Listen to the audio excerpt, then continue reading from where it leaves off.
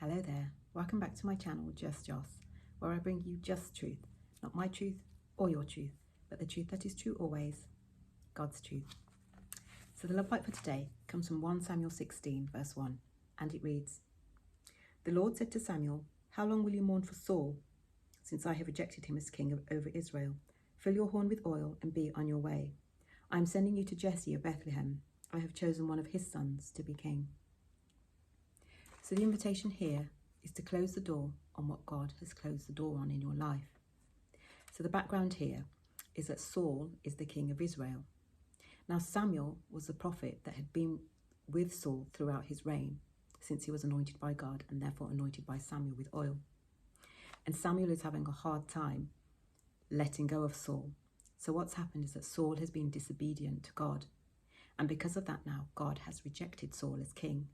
So he's taken away the anointing, and he now wants Samuel to go and anoint one of Jesse's sons. But Saul's having a hard time with this because he's been with Saul throughout the years, throughout his reign. And he's just having a hard time letting go. But God speaks plainly to him and says, I rejected him. It's over. Next. And I just want to invite you to think about where that might be happening in your life.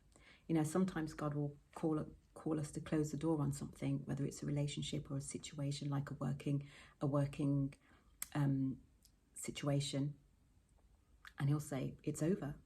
And sometimes we can get these little sort of inklings that he's bringing things to a close, and sometimes it can just be straight. One day you hear his voice saying it's over, and we can have a hard time with that.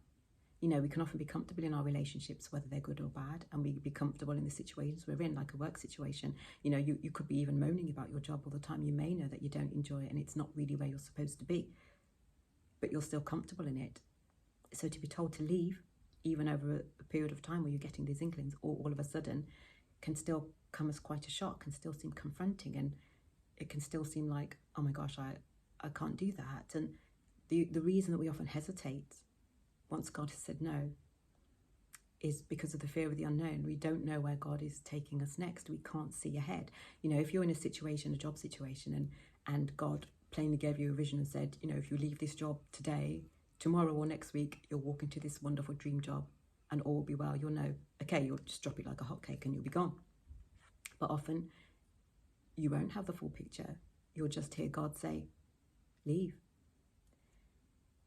And if you're not quite sure where he's taking you, and often we don't get the whole picture, we get just maybe the next step, there can be a reluctance to listen to his voice, because you're sort of thinking, I have all these practical things to sort out, which we do, you know, whether it's finances, whether it's living arrangements, whether it's your family and all these things that are interlinked.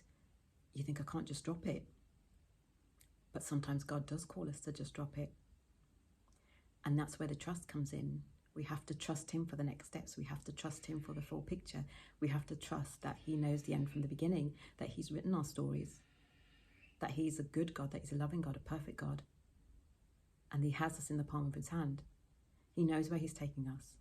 He's promised to never leave us, and he's going to be walking with us, and he's going to be there when we get there, with us, still with us. So we have to trust when he says, this is finished.